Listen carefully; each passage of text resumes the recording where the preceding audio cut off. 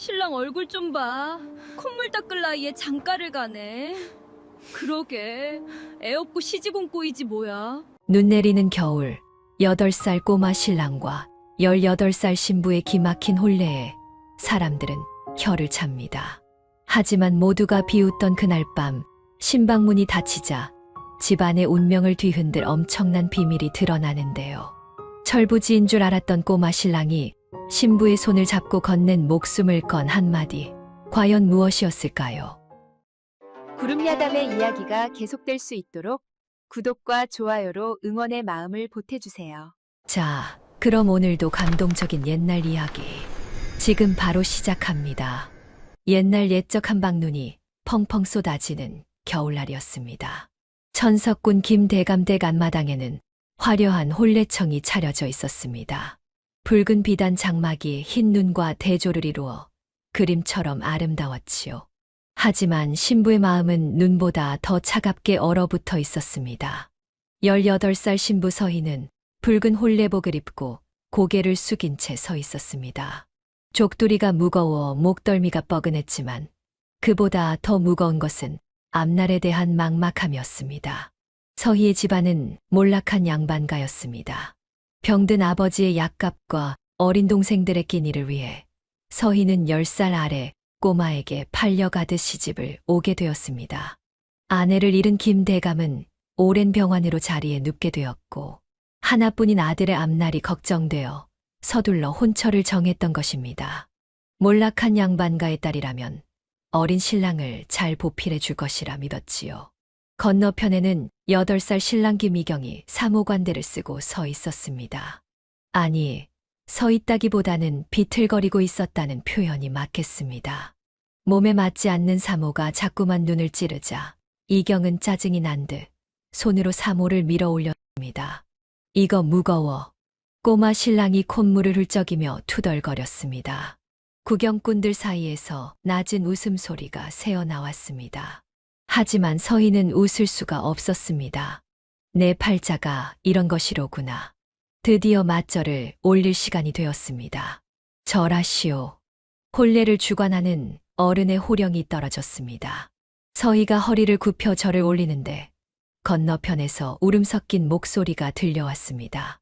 색시야, 이 모자 무거워. 나 집에 갈래. 절하기 싫어. 으앙. 이경이 사모를 벗어던지며 울음을 터뜨렸습니다. 주변이 술렁거렸습니다. 유모가 황급히 달려와 이경을 달랬지만 꼬마 신랑은 계속 칭얼거렸습니다. 서희는 눈물이 흐를까봐 고개를 들어 하늘을 올려다보았습니다. 그 순간 차가운 눈송이가 뺨 위로 내려앉았습니다. 신혼의 설렘은 없구나. 남편이 아니라 철부지 아이를 키우러 온 것이로구나. 서희는 깊은 한숨을 삼키며 절을 마쳤습니다. 하얀 눈은 계속 내렸고 서희의 가슴 속엔 그보다 더 차가운 두려움이 쌓여가고 있었습니다. 혼례가 끝나고 밤이 깊어갔습니다. 신방에는 붉은 촛불이 은은하게 타오르고 있었지요. 서희는 족두리를 벗고 방 한 구석에 조용히 앉아 있었습니다. 이경은 벌써 이불 위에서 뒹굴며 하품을 하고 있었지요. 그때 방문이 열리며 유모가 들어왔습니다. 유모의 손에는 작은 술병과 잔이 담긴 소반이 들려 있었지요. 이건 진사 어른께서 두 분의 첫날 밤을 위해 친히 보내신 귀한 합환주입니다. 유모가 서희 앞에 소반을 내려놓으며 말했습니다. 꼭 드시고 주무시라 하셨으니 한 잔씩 나눠 드시고 좋은 꿈 꾸십시오. 서희는 고개를 끄덕이며 술잔을 들었습니다. 달콤한 약초 향이 코끝을 스쳤지요. 이 또한 시집살이의 시작이겠지. 서희가 체념한 듯 술잔을 입으로 가져가는 순간이었습니다. 으악, 색시야. 나 오줌 마려워. 쌀 것 같아. 이경이 갑자기 바지를 만지작거리며 비명을 질렀지요. 그러더니 방구석에 놓인 요강을 번쩍 들어 올렸습니다. 안 돼요, 서방님. 조심하십시오. 서희의 외침이 채 끝나기도 전에 이경은 요강을 들고 비틀거리다가 술상 위로 쿵 부딪혔습니다. 와장창. 요란한 소리와 함께 술병이 산산조각 났지요. 붉은 술이 바닥에 흥건하게 쏟아졌습니다. 달콤한 술 냄새가 방 안 가득 퍼졌지요. 유모가 기겁을 하며 소리쳤습니다. 아이고 도련님, 이게 무슨 짓입니까? 진사 어른께서 얼마나 정성 들여 보내신 건데. 유모는 혀를 차며 바닥에 쏟아진 술을 안타까워했습니다. 이 귀한 걸 이리 버려놓다니. 내일 아침 제대로 닦아야겠군요. 마님, 도련님 좀 달래주십시오. 저는 물과 행주를 가져오겠습니다.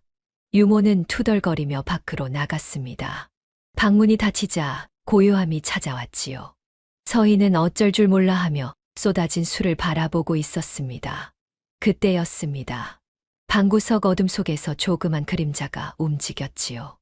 굶주린 쥐 한 마리가 술 냄새를 맡고 튀어나온 것이었습니다. 쥐는 바닥에 쏟아진 술을 핥기 시작했습니다. 서희가 놀라 쥐를 쫓으려는 순간 기이한 일이 벌어졌지요. 술을 먹은 쥐가 갑자기 날카로운 비명을 질렀습니다. 쥐는 온몸을 부르르 떨며 바닥을 미친 듯이 굴렀지요. 입가에는 하얀 거품이 부글부글 끓어올랐습니다. 쥐는 고통스럽게 사지를 비틀더니 이내 싸늘하게 굳어버렸지요. 서희가 비명을 지르며 입을 틀어 막았습니다. 방 안이 순식간에 얼어붙었습니다. 쥐가 죽자 이경이 벌떡 일어났습니다. 서희가 겁에 질려 떨고 있는 사이 이경은 재빨리 방문과 창문을 걸어 잠갔습니다. 덜컹 덜컹 빗장이 걸리는 소리가 무겁게 울렸지요. 그리고는 굽었던 등을 꼿꼿이 폈습니다. 훌쩍이던 콧물을 소매로 쓱 닦아내자 장난기 어린 표정은 온데간데 없었습니다. 이경은 싸늘하게 식어가는 쥐를 차갑게 내려다보며 툭 내뱉었습니다. 저 쥐 초저녁부터 방구석을 긁어대던 놈이야. 단내를 맡고 제 무덤인 줄도 모르고 달려왔군. 서희는 숨이 멎는 듯 했습니다. 지금 이경의 목소리는 8살 아이의 것이 아니었지요. 이경의 눈빛은 서늘하고 침착했습니다.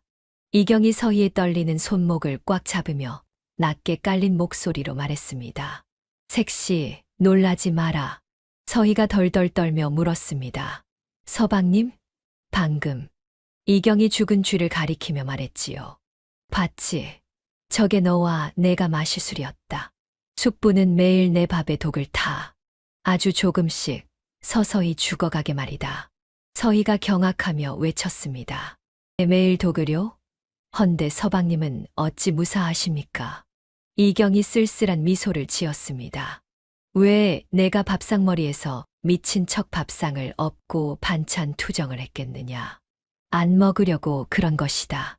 이경은 계속 말을 이었지요. 억지로 먹어야 할 땐 반만 먹고 남은 건 소매에 숨겨 몰래 개에게 던져줬다. 뒷마당에 개들이 왜 시름시름 앓다 죽어나갔는지 아느냐? 다 내 밥을 먹어서다. 서희는 온몸에 소름이 돋았습니다. 이경이 서희의 눈을 깊게 바라보며 말했습니다. 아버지는 병원에 누워 계셔서 이미 눈과 귀가 막히셨어. 증거도 없이 8살짜리가 떠든들 누가 믿어주겠느냐? 도로 잡혀와 저 쥐처럼, 저 개처럼 죽임당할 뿐이다. 이경의 목소리에 처절함이 묻어났지요. 숙부는 내가 멍청이라 믿기에 살려두는 거야. 내가 똑똑한 걸, 독인 걸 알고 있다는 걸 들키는 순간, 그날이 바로 내 제삿날이다. 이경이 서희의 두 손을 꼭 잡았습니다. 색시, 우리가 살 길은 완벽하게 속여 넘기고 확실한 물증을 모으는 것뿐이야. 그러니 나를 도와라. 그래야 너도 산다. 색시라고 부르는 그 목소리엔 더 이상 어리광이 없었습니다. 서희는 눈물을 훔치며 고개를 끄덕였습니다. 그날 밤 두 사람은 살기 위해 완벽한 비밀 공범이자 바보 부부가 되기로 맹세했지요. 이경이 서희의 손을 낚아챘습니다. 이제부터 우리만의 암호를 정하자. 이경이 검지 끝으로 서희의 손바닥에 글씨를 꾹꾹 눌러 쓰기 시작했습니다. 간지럽지만 긴장감이 흘렀지요. 이경은 서희의 손바닥에 눈목자를 그렸습니다. 낮에는 절대 눈빛을 바꾸지 마. 나를 철저히 떼쟁이 애물단지로만 대해야 해. 그리고 유모 앞에서는 더 바보처럼 굴어. 억울해도 무조건 참아. 놈들을 방심하게 만드는 게 우리 무기야. 이경이 자기 목을 가리키며 말했습니다. 만약 정말 위험한 순간이 오면 내가 기침을 2번 하마. 콜록, 콜록. 그건 도망치라는 신호다.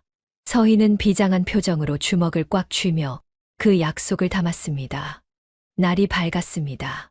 첫 닭이 울고 동이 트자 서희는 잠결에 몸을 일으켰습니다. 시집온 며느리의 하루는 이렇게 일찍 시작되는 법이지요. 서희는 조용히 신방문을 열고 나왔습니다. 병석에 누워 계신 시아버님의 약을 다리고 부엌에서 아침상을 준비했습니다. 해가 떠오를 무렵 서희는 마당으로 나갔습니다. 마당 한 구석에는 산더미처럼 빨랫감이 쌓여 있었습니다. 서희는 깊은 숨을 들이쉬고 우물가로 향했습니다. 엄동설한 우물물은 얼음장처럼 차가웠습니다. 손을 담그자 뼛속까지 시린 추위가 밀려왔지요. 참아야 한다. 이것도 시집살이다. 서희는 이를 악물고 빨래를 시작했습니다. 한참을 빨래를 하자 손등이 붉게 부어오르고 차가운 물에 피부가 트기 시작했지요. 서희가 언 손을 호호 불며 다시 빨래를 시작하려는데 유모가 다가왔습니다. 진사 어른께서 오늘 안으로 빨래를 다 마치라 하셨습니다. 새댁은 부지런해야 한다고 하시며 제게 마님을 잘 살펴보라 이르셨지요. 대감마님께서 병환으로 누우신 뒤로는 안채 살림을 진사 어른이 대신 살핀다며 손에 쥐고 계십니다. 유모는 겉으로는 공손했지만 그 눈빛은 차갑게 서희를 훑어보았습니다. 서희는 고개를 숙이며 대답했습니다. 예, 알겠습니다. 유모는 고개를 끄덕이며 자리를 떠났지만 멀리서 계속 감시하고 있었습니다. 서희는 다시 얼음물에 손을 담갔습니다. 그렇게 한참을 빨래를 하고 있는데 갑자기 뒤에서 발소리가 들렸지요. 색시야. 이경이 흙투성이 신발을 신은 채 뛰어왔습니다. 심심해. 색시야, 나랑 놀자. 이경은 빨래통 주위를 뱅뱅 돌며 소리쳤습니다. 빨래 그만하고 나 업어줘. 나 지루해 죽겠어. 서희가 당황하여 말했습니다. 서방님, 조금만 기다려 주십시오. 이것만 마저 하고 놀아드리겠습니다. 싫어. 지금 당장. 이경이 발을 동동 구르며 때를 썼습니다. 서희가 달래는 사이 이경은 갑자기 나도 빨래할래. 팡팡 하며 빨랫감 위를 흙발로 밟기 시작했습니다. 서방님, 안 됩니다. 서희가 황급히 말렸지만 이경은 신이 나서 계속 빨랫감을 밟았습니다. 하얗게 헹군 빨래에 흙발 자국이 찍혔지요. 멀리서 지켜보던 유모가 허겁지겁 달려왔습니다. 아이고 도련님, 그러시면 옷을 다 버립니다. 유모가 기겁을 했습니다. 이경은 더 신나게 빨래를 밟으며 소리쳤습니다. 재밌어. 팡팡팡. 도련님, 제발 그만. 유모가 이경을 떼어내려 하자 이경이 갑자기 바지춤을 잡으며 소리쳤습니다. 싫어. 안 비키면 오줌 쌀 거야. 으앙. 유모의 얼굴이 굳었습니다. 에구, 이를 어쩝니까? 마님 도련님 성화가 심하시니 잠시 업고 나가서 좀 달래주십시오. 유모는 한숨을 쉬며 말했습니다. 빨래는 나중에 다시 하시면 되니 어서 도련님 모시고 가시지요. 덕분에 서희는 자연스럽게 얼음물에서 손을 뺄 수 있게 되었습니다. 서희가 이경을 업고 사람들 눈을 피해 뒤뜰 담장 아래로 갔습니다. 이경의 작은 몸이 서희 등에 닿았습니다. 따뜻했지요. 서방님, 이러시면 나중에 유모가 더 눈치를 줍니다. 서희가 속삭였습니다. 그때 등 뒤에 엎인 이경이 품속에서 무언가를 꺼냈습니다. 김이 모락모락 나는 군고구마 2개였지요.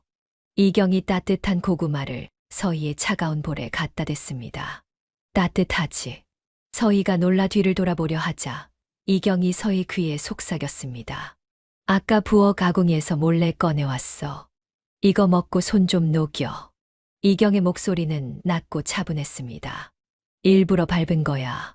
그래야 색시가 그 얼음물에서 손을 빼지. 서희는 가슴이 먹먹해졌습니다.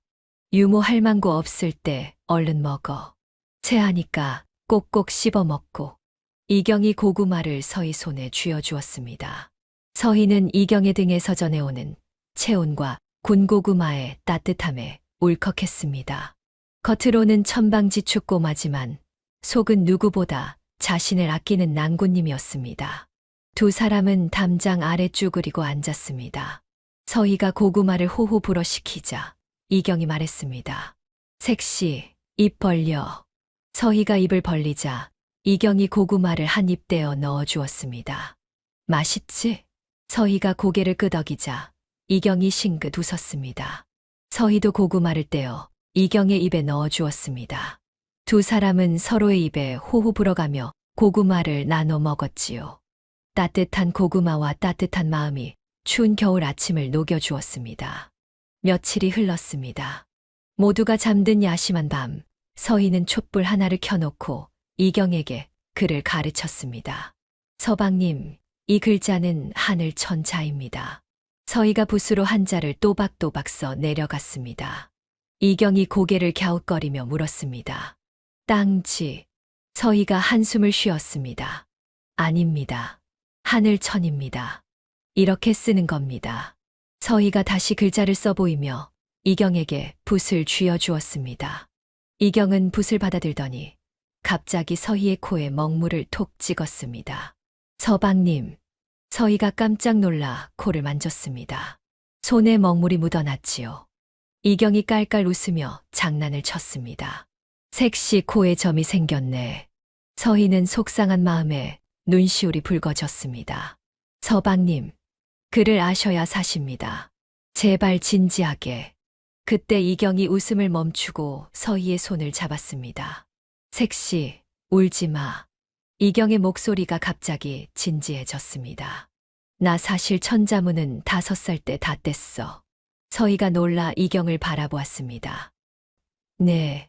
이경이 서희의 눈을 똑바로 보며 말했습니다. 근데 밖에서 똑똑한 척하면 숙부가 날 죽이잖아. 이경의 목소리에 쓸쓸함이 묻어났습니다. 서희는 이경을 꼭 안아주었습니다. 살기 위해 배움조차 숨겨야 했던 이경의 처지가 너무나 안타까웠습니다. 괜찮습니다, 서방님. 이제 알았으니 괜찮습니다. 두 사람의 신뢰는 그렇게 더욱 깊어져 갔습니다.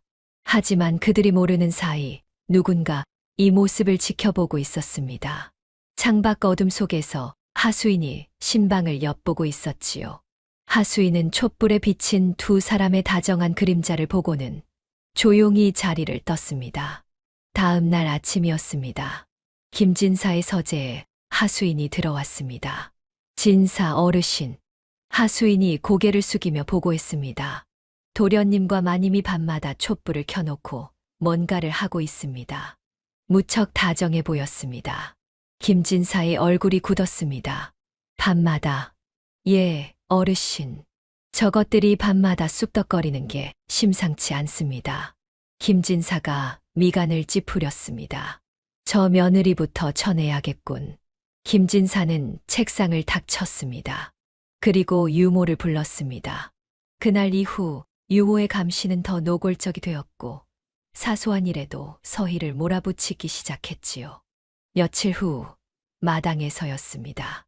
유모가 세수를 시킨다며 이경의 팔을 거칠게 잡아 끌었습니다.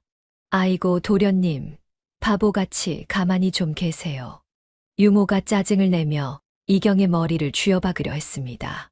옷이 다 젖잖습니까? 바로 그 순간이었습니다. 빨래를 하던 서희가 빨래통을 내려놓고 달려왔습니다. 서희가 유모의 앞을 단호하게 막아섰습니다. 손 거두게. 서희의 목소리는 평소에 주눅든 목소리가 아니었습니다. 양반과 교수의 위엄이 담긴 낮지만 또렷한 목소리였습니다. 유모가 깜짝 놀라 서희를 바라보았습니다. 아무리 어려도 이 집안의 도련님이자 내 지아비일세. 서희가 유모를 똑바로 쳐다보며 말했습니다. 손을 함부로 놀리지 말게. 유모의 얼굴이 붉어졌습니다. 세수는 내가 시킬 테니 자네는 물러가게. 서희의 기세에 눌린 유모는 투덜거리며 물러났습니다. 이경은 자신의 앞을 막아선 서희의 떨리는 등을 보며 다짐했습니다. 색시가 날 지켜주는구나. 나도 반드시 색시를 지키겠어. 하지만 유모는 이 일로 앙심을 품고 복수할 기회를 노리기 시작했지요. 며칠이 또 흘렀습니다. 김대감의 병세는 날로 깊어져만 갔습니다. 자리에서 일어나지 못한 지 벌써 여러 달이 지났지요. 어느 날 저녁 김진사가 유모를 안방으로 불렀습니다. 김진사가 낮은 목소리로 말했습니다. 형님의 병세가 깊어 집안 꼴이 말이 아니구나. 귀한 물건들이 밖으로 새 나갈까 염려되니 형수님의 폐물함을 내게 가져오너라. 동생인 내가 직접 관리하겠다. 가족애를 가장한 말이었지만 그 속에는 노골적인 탐욕이 숨어 있었습니다. 유모의 눈이 반짝였습니다. 알겠습니다. 나으리. 다음 날 아침 유모가 김진사의 서재로 들어왔습니다. 손에는 화려하게 꾸며진 폐물함이 들려 있었지요. 김진사가 고개를 끄덕이며 뚜껑을 열었습니다. 그 순간 유모가 과장되게 놀라며 비명을 질렀습니다.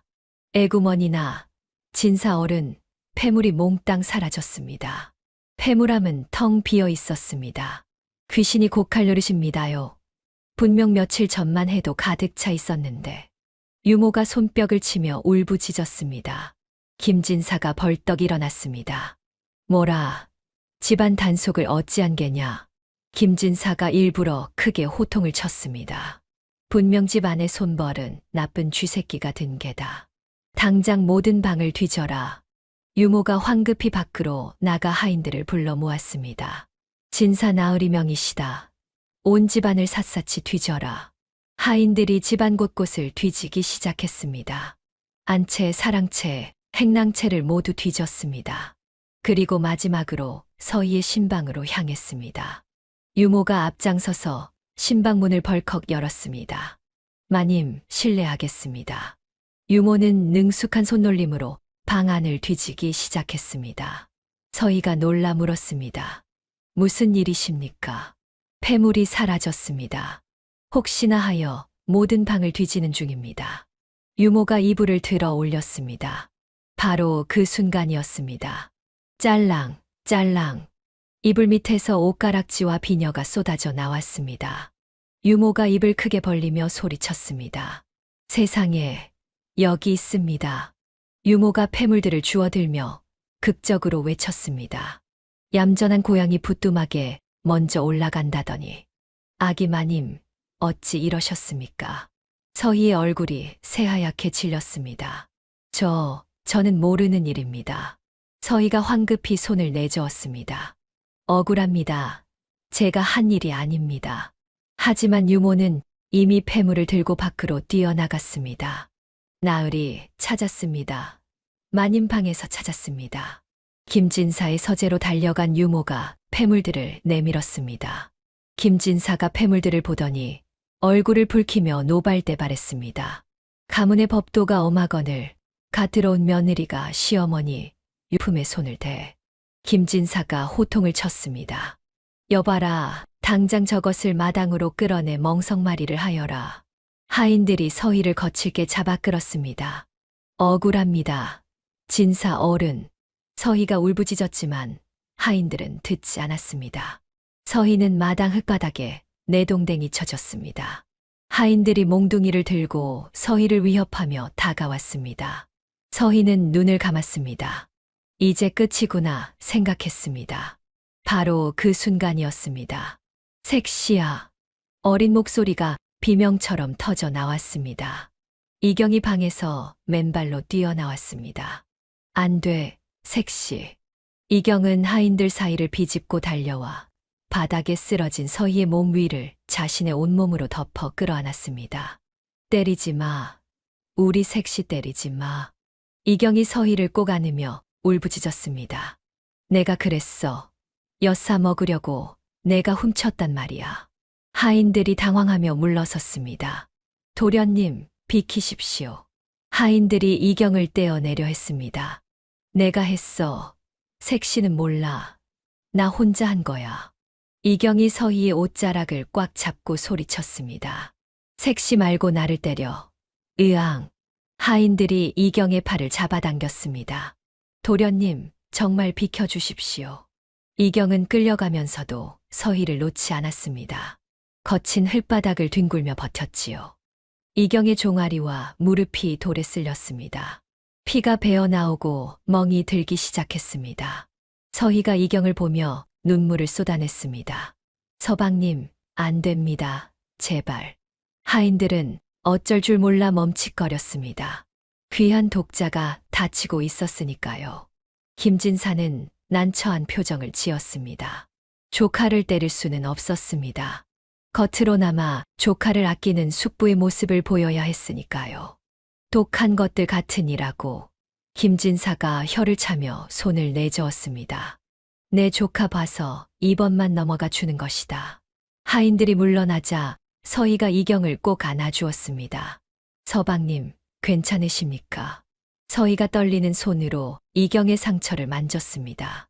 이경의 종아리와 무릎은 피투성이었습니다. 흙투성이가 된 작은 몸이 덜덜 떨고 있었지요. 이경은 눈물범벅이 된 얼굴로 서희를 올려다보며 씩 웃었습니다. 색시, 안 다쳤지? 그 말에 서희는 더욱 목 놓아 울었습니다. 자신을 지키기 위해 온몸으로 막아선 8살 신랑. 서희는 가슴이 미어지는 아픔과 고마움을 느꼈습니다. 서희는 이경을 이불 위에 조심스럽게 앉혔습니다. 그리고 떨리는 손으로 이경의 바지를 걷어 올렸지요. 아, 서희의 입에서 작은 신음이 새어 나왔습니다. 이경의 무릎과 정강이는 온통 까져 있었습니다.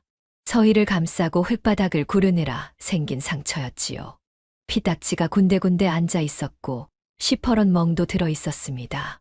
서희가 약그릇을 가져와 조심스럽게 약을 바르기 시작했습니다. 눈물이 뚝뚝 떨어졌습니다. 아야, 따가워. 이경이 움찔하며 몸을 떨었습니다. 서희의 가슴이 더욱 미어졌습니다. 어찌 이러십니까? 서희가 울먹이며 말했습니다. 서방님 귀한 몸이 저 때문에 상처투성이가 되었습니다. 차라리 제가 멍석마리를 당하는 게 낫습니다. 이경이 서희의 눈물을 손으로 닦아주며 씩 웃었습니다. 바보야. 색시가 쫓겨나면 난 이 넓은 집에서 정말 혼자잖아. 너 없으면 나 무서워서 못 살아. 이경이 서희의 눈을 똑바로 보았습니다. 그리고 내 색시는 내가 지켜야지. 우린 부부잖아. 8살 꼬마의 입에서 나온 말이라고는 믿기지 않았습니다. 서희는 더욱 눈물을 흘렸습니다. 단순히 자신을 지켜달라는 이기심이 아니었습니다. 함께 살고 싶고 자신을 지키는 것이 가장의 의무라고 생각하는 꼬마 신랑. 분위기가 무거워지자 이경이 갑자기 품속을 뒤적거렸습니다. 참, 색시한테 보여줄 게 있어. 이경이 꼬깃꼬깃 접힌 종이 조각을 꺼내 서희 눈앞에 펼쳐 보였습니다. 거기에는 먹물로 그린 삐뚤빼뚤한 그림들이 그려져 있었습니다. 뿔난 도깨비 같은 얼굴들과 알 수 없는 작대기들이었지요. 색시, 이게 뭔지 알아? 이경이 신나서 말했습니다. 내가 나중에 크면 제일 먼저 할 일이야. 이름하여 복수장부지. 이경은 어른들이 장부를 관리하는 것을 보고 흉내낸 모양이었습니다. 이경이 그림을 하나하나 짚으며 설명했습니다. 여기 뿔난 도깨비가 1번 숙부, 입 튀어나온 할망구가 2번 유모야. 이경이 씩씩거리며 말했습니다. 내가 아주 혼구멍을 내주려고 벼르고 있어.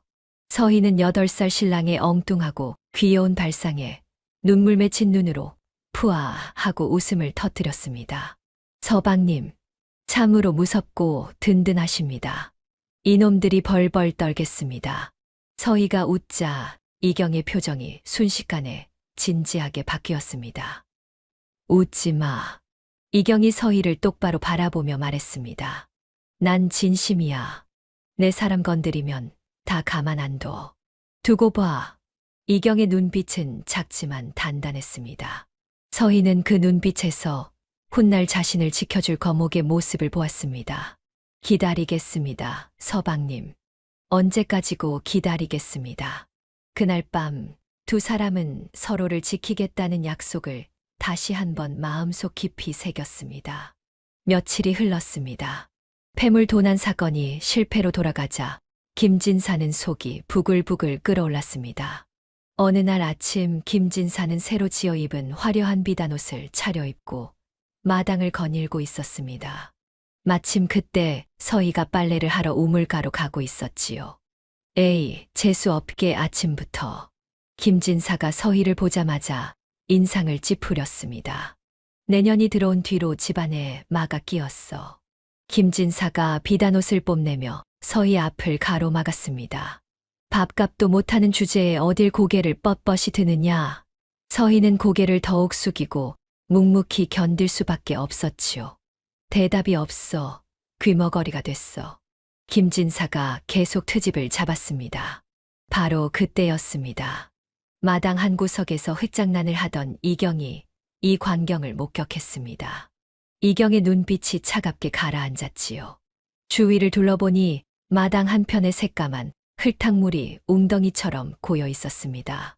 이경의 입가에 미소가 번졌지요. 이경은 김진사가 지나갈 길목을 계산하며 자리를 잡았습니다. 그리고 김진사가 막 그 앞을 지나가려는 순간 전속력으로 달리기 시작했습니다. 숙부님, 비켜요. 이경이 소리쳤습니다. 나 멈출 수가 없어요. 으아. 이경은 멈추는 척하다가 김진사의 코앞에서 일부러 발을 쾅 구르며 미끄러졌습니다. 철퍼덕. 시커먼 흙탕물이 사방으로 튀었습니다. 김진사의 값비싼 비단옷과 얼굴에 흙탕물이 사정없이 튀어올랐지요. 김진사가 비명을 질렀습니다. 이 미친 놈이. 김진사가 흙투성이가 된 채 씩씩대며 이경을 내려다보았습니다. 바닥에 주저앉은 이경이 고개를 들었습니다. 아차, 숙부님 실수. 바닥이 미끄러워서 그만. 이경이 입으로는 헤헤 웃고 있었습니다. 하지만 흙물이 묻은 얼굴 사이로 보이는 이경의 눈빛은 전혀 웃고 있지 않았습니다.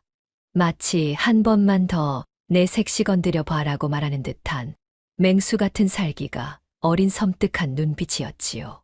김진사는 순간 등골이 오싹해졌습니다. 저놈 눈빛이 왜 저래?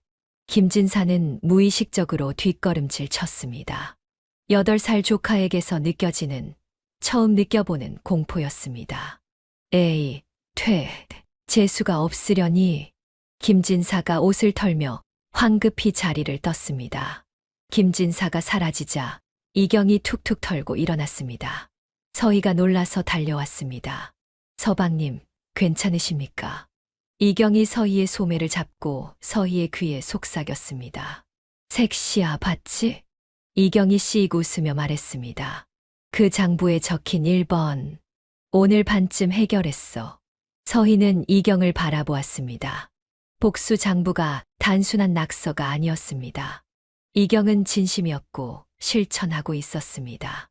작지만 든든한 신랑이었습니다. 흙탕물 사건 이후 김진사의 눈초리는 더욱 매서워졌지만 두 사람은 서로를 의지하며 버텼습니다. 그러던 어느 가을, 위태롭던 김대감의 병세가 급격히 악화되었습니다. 그리고 김대감은 숨을 거두었습니다. 대감마님께서 돌아가셨습니다. 김대감 댁은 통곡 소리로 가득 찼고 어린 이경은 상주가 되어 빈소 앞에 앉았습니다. 작은 몸의 상복이 너무 컸지요. 아버지. 이경이 작은 목소리로 불렀지만 대답은 없었습니다. 서희가 이경 옆에 앉아 손을 잡아주었습니다. 조문객들이 줄을 이었습니다. 김진사가 상주 옆에 서서 조문객들을 맞았지요. 형님께서 이리 허망하게 가시다니. 이제 이 집안에 남은 핏줄은 저와 어린 조카뿐입니다. 조문객들이 고개를 끄덕였습니다. 진사 어른께서 잘 돌봐주셔야겠습니다. 김진사는 겉으로는 슬픈 척했지만 속으로는 웃고 있었습니다. 장례가 끝나고 마지막 조문객이 떠나자 김진사가 하인들을 불렀습니다. 조카가 아비 잃은 슬픔을 이기지 못해 실성하고 말았다. 발작이 심하니 안정을 취할 때까지 별채광에 가두어라. 김진사가 명령했습니다. 삼촌인 내가 돌봐야 하지 않겠느냐. 놓으시오. 우리 서방님은 멀쩡하십니다. 서희가 외쳤지만 하인들은 듣지 않았습니다. 이경과 서희는 별채광으로 끌려갔습니다. 좁고 어두운 광 안에 두 사람을 밀어 넣었지요. 쿵. 문이 닫혔습니다. 쾅, 쾅, 쾅. 밖에서 대못을 박는 소리가 들렸습니다. 서방님, 서희가 어둠 속에서 이경을 불렀습니다. 이경이 서희의 손을 꼭 잡았습니다. 색시, 괜찮아. 무서워하지 마. 이경의 목소리는 침착했지만 손은 떨리고 있었습니다. 유일한 방패막이었던 아버지가 세상을 떠났습니다. 가장 가까운 가족이라는 명분 아래 김진사는 모든 것을 장악했습니다. 어두운 광 안 두 사람은 서로에게 의지했지요. 색시, 우리 꼭 살아서 나가자. 예, 서방님. 밖에서는 김진사의 웃음소리가 들려왔습니다. 이경은 당황하지 않고 침착하게 광구석으로 향했습니다. 바스락, 바스락. 이경이 구석에 쌓인 악취 나는 집더미와 깨진 항아리들을 치우기 시작했습니다. 잠시 후 희미한 빛이 새어 들어왔습니다. 밖으로 통하는 좁은 개구멍이 드러난 것이었지요. 서방님, 이게 대체. 서희가 놀라서 외치자 이경이 씩 웃으며 대답했습니다. 여긴 내 비밀 기지야. 내가 지난 몇 달간 숟가락으로 조금씩 파서 만들었어. 서희는 믿을 수 없었습니다. 하인들이나 숙부님이 발견하면 어쩌려고 이러셨습니까? 이경이 다시 웃었습니다. 들키지 않았어. 숙부가 날 더럽다며 이 광에 가둬두는 날이 종종 있었거든. 그때마다 몰래 조금씩 정말 쥐구멍만큼씩 봤어. 숙부님은 의심이 많지만 결벽증도 심하시지. 내가 여기서 똥오줌을 싸고 진흙탕 개처럼 뒹굴며 놀았거든. 이경이 설명을 이었습니다. 그랬더니 숙부님이 뭘 하셨는지 알아? 꼴도 보기 싫으니 근처에도 가지 마라 하고 하인들에게 호통을 치셨어. 이경이 자랑스럽게 말했습니다. 덕분에 이곳은 이 집안에서 유일하게 아무도 감시하지 않는 가장 안전한 내 보물 창고가 되었지. 서희는 감탄했습니다. 8살 꼬마가 이런 치밀한 계획을 세웠다니. 이경은 개구멍 옆 흙바닥을 파내기 시작했습니다. 잠시 후 낡은 보자기가 드러났습니다. 이경이 보자기를 조심스럽게 꺼내 품었습니다. 등잔 밑이 어둡다는 게 바로 이걸 두고 하는 말이야. 이경이 서희의 손을 잡았습니다. 자, 이제 이 증거로 숙부님의 죄를 물을 차례다. 서희는 보자기를 바라보았습니다. 손이 덜덜 떨렸지요. 그 안에 무엇이 들어있을지 두려웠습니다. 이경이 서희의 눈을 맞추며 말했습니다. 이 안에 든 건 우리를 죽이려던 흉기지만 이제부턴 우리를 살려줄 동아줄이다. 자, 같이 열자. 서희는 이경의 눈빛에서 용기를 얻어 고개를 끄덕였습니다. 보자기가 펼치자 그 안에는 말라비틀어진 독초, 찌꺼기, 구겨진 밀서 몇 장, 그리고 이중장부가 들어 있었습니다. 서희가 장부를 펼쳐보았지요.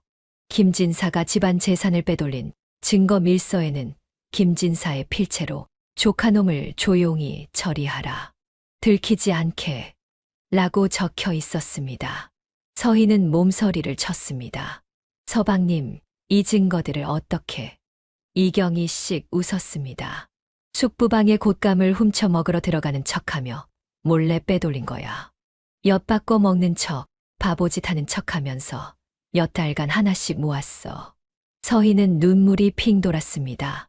이제 우리 나가서 숙부를 벌받게 하자. 두 사람은 보자기를 꽁꽁 싸매어 품속에 넣었습니다. 이경이 먼저 개구멍으로 몸을 밀어 넣었습니다. 색시, 손 잡아. 밖으로 나간 이경이 손을 내밀었습니다. 서희도 개구멍으로 빠져나왔습니다. 두 사람은 밤의 어둠을 틈타 조용히 담을 넘었습니다. 관아로 향하는 길, 서희는 이경의 손을 꼭 잡았습니다. 두려웠지만 이경이 곁에 있었습니다. 야심한 밤 서희는 이경을 업고 산길을 달렸습니다. 어둠 속에서 나뭇가지가 얼굴을 핥히고 돌뿌리에 발이 채였습니다. 색시야, 나 내려줘. 너 죽는다. 이경이 울먹였지만 서희는 이를 악물고 계속 달렸습니다. 서방님을 살리기 전엔 못 죽습니다. 신발이 벗겨졌습니다. 맨발로 거친 산길을 뛰었지요. 발바닥이 돌에 찍히고 가시에 찔렸습니다. 피가 흘렀지만 멈추지 않았습니다. 밤새 달려 날이 밝을 무렵 관아 앞에 도착했습니다. 사또 나리를 뵙게 해 주십시오. 서희가 관아 문을 두드렸습니다. 포졸들이 창을 들고 막아섰습니다. 이른 아침부터 누구냐? 썩 꺼져라. 꼴은 왜 이 모양이야? 사또 나리를 뵙게 해 주십시오. 사람 목숨이 달렸습니다. 바로 그때 뒤에서 말발굽 소리가 들려왔습니다. 김진사와 하인들이 도착해 그들을 포위했습니다. 저놈들을 잡아라. 정신 나간 조카놈이 여자를 꾀어내 달아났구나. 김진사가 소리쳤습니다. 당장 저것들을 포박해서 집으로 끌고 가라. 하인들이 달려들자 서희가 비명을 질렀습니다. 아닙니다. 사또 나리, 억울합니다. 제 남편을 살려주십시오. 구경하던 백성들이 웅성거렸습니다. 저 피투성이 발 좀 봐. 무슨 사연이 있나 봐. 소란이 커지자 관아 안쪽에서 호통 소리가 들려왔습니다. 이 무슨 소란이냐. 대문이 열리며 사또가 나왔습니다. 아침부터 관아 앞이 시장통도 아니고 이게 대체 무슨 짓들이냐. 김진사가 당황하며 말에서 내려 읍소했습니다. 사또 나리, 제 조카가 정신이 온전치 못하여 집안 단속을 하러 왔습니다. 소란을 피워 송구합니다. 사또가 피투성이가 된 서희를 보고는 눈빛이 변했습니다. 김진사가 점잖은 척 앞으로 나섰습니다. 사또, 집안의 흉사라 제가 알아서 처리하겠습니다. 바로 그 순간이었습니다. 하인들의 손을 거칠게 뿌리친 이경이 사또 앞으로 당당히 걸어 나갔습니다. 훌쩍이던 콧물도 초점 없는 눈동자도 없었습니다.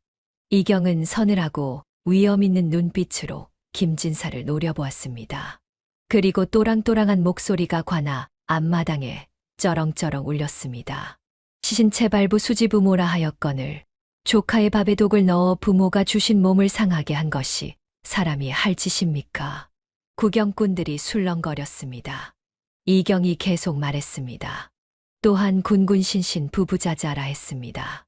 저자는 죽은 제 아버님의 친동생이자 저희 하나뿐인 숙부입니다. 이경이 김진사를 손가락질하며 외쳤습니다. 어찌 피를 나눈 혈육이 형의 유일한 핏줄을 죽이고 재산을 탐한단 말입니까? 이경의 목소리에 분노가 담겨 있었습니다. 저자가 짐승만도 못한 짓을 저질렀는데 어찌 저에게 조카의 도리를 바라십니까? 사람들이 웅성거렸습니다. 저 아이가 바보가 아니라 신동이었네. 숙부가 조카를 죽이려 했다고? 사또와 구경꾼들이 경악하는 사이 이경은 품속에서 낡은 보자기를 꺼내 사또 발치에 던졌습니다. 여기 증거가 다 있습니다. 이경이 외쳤습니다. 제 아버지를 병들게 하고 저를 독살하려 한 독초와 이중장구입니다. 보자기에서 말라비틀어진 독초 찌꺼기와 김진사의 필체로 적힌 장부가 쏟아져 나왔습니다. 사또가 장부를 보고는 표정이 일그러졌습니다. 이게 대체... 사또가 김진사를 노려보았습니다. 저놈을 포박하라. 김진사는 사색이 되어 그 자리에 주저앉았습니다. 아닙니다. 사또, 이건 오해입니다. 김진사가 손을 내저었지만 나졸들은 이미 그를 포박하고 있었습니다. 구경꾼들이 환호했습니다. 저런 패류나 하늘이 벌을 내리셨다. 드디어 진실이 밝혀진 것입니다. 사또가 보자기 속 증거들을 하나하나 살펴보며 얼굴이 점점 굳어졌습니다. 이경이 앞으로 나섰습니다. 첫날 밤에 숙부가 보낸 합환주에도 독이 들어 있었습니다. 그 술을 먹은 쥐가 거품을 물고 죽었지요. 또한 숙부는 유모를 시켜서 폐물을 훔친 후 제 처에게 누명을 씌웠습니다. 사또가 김진사를 노려보았습니다. 증거가 이리 분명하니 더는 변명할 길도 없겠구나. 당장 곤장 50대를 쳐라. 탁, 탁, 탁. 곤장이 김진사의 엉덩이를 내리쳤습니다. 김진사가 비명을 질렀습니다. 50대의 곤장이 끝나자 김진사는 제대로 서지도 못했습니다. 저자의 관복을 벗기고 관아 밖으로 내쫓아라. 김진사가 관아 밖으로 끌려나가자 마을 사람들이 몰려들었습니다. 저 패류나 조카를 죽이려 한 짐승. 돌이 김진사에게 날아들었습니다. 김진사는 피투성이가 되어 바닥을 기었지요. 유모가 서희에게 달려와 발목을 붙잡고 울며 빌었습니다. 마님, 한 번만 살려주십시오. 제발. 서희는 차갑게 치맛자락을 뺐습니다. 자네의 탐욕이 자네를 망친 것일세. 사또가 판결을 내렸습니다. 김진사는 유배형에 처한다. 유모는 관비로 삼는다. 가문의 재산은 정당한 상속자인 김희경에게 돌아간다. 마을 사람들이 환호했습니다. 바보인 줄 알았더니 신동이었네. 이경은 서희의 손을 꼭 잡았습니다. 서희도 이경을 바라보며 미소 지었지요. 집안이 평화를 되찾자 이경은 옛 청지기를 불러들였습니다. 청지기 어르신, 숙부께서 쫓아낸 어르신을 다시 모시고자 합니다. 백발의 청지기가 눈물을 흘리며 절했습니다. 감사합니다. 집안일을 맡아주십시오. 몇 달이 흐르고 이경이 서희를 불렀습니다. 난 한양으로 가려 한다. 서희가 놀라 이경을 바라보았습니다. 지금의 나는 너무 어리다. 진짜 힘을 길러 오겠다. 이경이 서희의 손을 잡았습니다. 과거에 급제하고 세상에 이름을 알릴 것이다. 그래야 너를 정말로 지킬 수 있으니까. 얼마나 가 계실 겁니까? 몇 년이 걸릴지 모르겠다. 하지만 반드시 돌아오마. 이경이 품에서 문서를 꺼냈습니다. 집안의 모든 권한을 너에게 위임한다. 청지기 어르신이 도우실 것이다. 떠나는 날이었습니다. 이경은 작은 보따리를 메고 대문 앞에 섰습니다. 내가 돌아올 땐 너를 내려다보고 있을 것이다.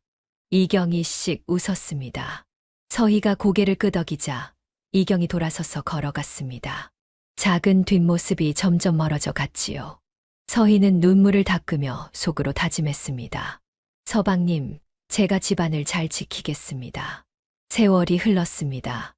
마당에 매화나무가 꽃을 피우고 지기를 10번 반복했지요. 18살에 앳된 새색시였던 서희는 어느덧 28살에 기품 있고 단아한 여인이 되었습니다. 눈빛에는 집안을 책임지는 강단이 서려 있었지요. 낮에 서희는 철의 여인이었습니다. 서희는 몰락 직전이었던 가문을 마을 최고의 부호로 다시 일으켜 세웠습니다. 곳간에서 장부를 꼼꼼히 검토하고 소장농들을 직접 관리했습니다. 마을 사람들은 서희를 김대감댁을 살려낸 여장부라 칭송했지요. 늦은 밤까지 주판을 튕기고 붓을 잡느라 서희의 고운 손가락 마디는 굵어지고 굳은 살이 박였습니다. 이는 이경과의 약속을 지키기 위한 영광스러운 훈장이었습니다. 하지만 밤이 되면 달랐습니다. 모두가 잠든 밤, 서희는 이경이 보낸 서신들을 꺼내 읽으며 하루의 고단함을 씻었습니다. 초반의 편지는 삐뚤빼뚤한 글씨로 적혀 있었습니다. 색시야, 한양 밥은 맛이 없어. 너가 해준 밥이 먹고 싶어. 아직 어린 티가 남아 있었지요. 중반의 편지는 글씨가 정돈되어 있었습니다. 부인, 학문에 정진하고 있습니다. 곧 소과를 치를 것입니다. 변성기를 지난 소년의 목소리가 느껴졌습니다. 후반의 편지는 힘있고 유려한 명필이었습니다. 부인, 한양의 매화가 피었습니다. 내 그리움도 만개하였습니다. 완전히 성숙한 남자의 저음이 서신 속에 담겨 있었지요. 어느 날 한양에서 급보가 날아왔습니다. 마님, 경사 났습니다. 하인이 뛰어들어왔습니다. 한양 가신 나으리께서 소과에 급제하셨답니다. 우수한 성적으로 통과하여 생원이 되셨답니다. 하인들이 덩실덩실 춤을 추었습니다. 서희는 감격하여 이경의 마지막 편지를 꺼내 읽었습니다. 약속을 지키러 갑니다. 매화가 지기 전에 도착할 것입니다. 서희가 설레는 마음으로 거울을 보았습니다. 눈가에 세월의 흔적이 보일까 걱정하며 단장을 했습니다. 담장 너머로 봄의 시작을 알리는 매화 꽃망울이 터지기 시작했습니다. 봄날 서희는 마당에 나와 매화를 바라보고 있었습니다. 그때 대문이 활짝 열렸습니다. 서희가 놀라 대문 쪽을 돌아보았지요. 햇살을 등진 한 사람이 서 있었습니다. 갓을 쓰고 도포를 휘날리는 훤칠한 사내였습니다. 10년 전 콧물을 흘리던 꼬마는 온데간데 없었지요. 서방님, 서희가 떨리는 목소리로 불렀습니다. 이경이 성큼성큼 마당으로 걸어 들어왔습니다. 이경은 더 이상 서희를 올려다보지 않았습니다. 오히려 서희가 고개를 들어 이경을 올려다봐야 했지요. 이경이 서희 앞에 섰습니다. 그리고 조심스럽게 서희의 손을 들어 올렸습니다. 10년 세월의 조금은 거칠어진 서희의 손. 주판을 튕기고 붓을 잡느라 굵어진 손가락 마디, 박힌 굳은 살. 이경이 그 손을 자신의 크고 단단한 손으로 조심스럽게 감싸 쥐었습니다. 부인, 이경의 목소리는 낮고 깊었습니다. 많이 기다리셨습니까? 이제 왔습니다. 서희의 눈에서 눈물이 주르르 흘러내렸습니다. 10년을 기다린 눈물이었지요. 이경이 서희의 눈물을 닦아주었습니다. 울지 마십시오. 이제 평생 곁에 있겠습니다. 이경이 서희를 품에 안았습니다. 10년 전 서희가 이경을 안아주었던 것처럼.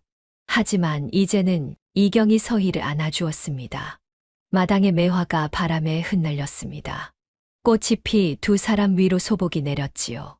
10년의 기다림이 끝났습니다. 이경이 서희의 손을 잡고 안채 마루로 이끌었습니다. 두 사람은 마루 끝에 나란히 앉았습니다. 마당에는 매화가 만발해 있었지요. 이경이 서희의 손을 어루만졌습니다. 10년 전 서희가 춥고 아픈 손을 호호 불 때 감싸주던 그 고사리 손. 그 손은 이제 서희의 손을 넉넉히 덮고도 남는 사내의 손이 되어 있었습니다. 이경이 나직하게 말했습니다. 부인, 10년 전 약속 기억하오? 서희가 고개를 끄덕였습니다. 내 손이 이렇게 컸으니 이제 평생 이 손에 물 한 방울 안 묻히고 호강시켜 드리리다. 서희가 수줍게 미소 지으며 이경의 어깨에 고개를 살짝 기댔습니다. 서방님, 두 사람은 말없이 매화를 바라보았습니다. 바람이 불어와 매화꽃이 피 흩날려 두 사람 위로 내렸지요. 이경과 서희는 서로의 손을 더욱 꼭 쥐었습니다. 맞잡은 두 손에는 10년의 세월이, 10년의 기다림이, 10년의 사랑이 담겨 있었습니다. 나이 차이는 사랑을 막지 못했습니다. 서로를 살리고자 했던 지혜로운 마음, 그리고 맞잡은 두 손의 온기가 그들을 진정한 부부로 만들었습니다. 두 사람의 앞날은 이 봄처럼 따뜻한 날들만이 가득할 것입니다. 8살 꼬마 신랑과 18살 신부. 세상은 이들을 비웃었지만 두 사람은 서로를 지키기 위해 온 힘을 다했습니다. 내가 커서 너를 지키겠다는 꼬마의 다짐. 언제까지고 기다리겠다는 신부의 다짐. 10년의 세월이 흘렀지만 두 사람 모두 약속을 지켰습니다. 진정한 사랑은 나이가 아니라 진심에서 시작된다는 것을 오늘 이야기가 보여주고 있습니다. 댓글로 여러분의 생각을 들려주세요. 이 이야기에서 가장 감동적이었던 장면은 무엇인가요? 여러분의 소중한 이야기를 기다리겠습니다. 다음에도 구름야담에서 더 좋은 이야기로 찾아뵙겠습니다. 지금 화면에 나오는 영상들도 함께 해주세요. 좋아요와 구독 부탁드리며 건강하시고 행복하세요.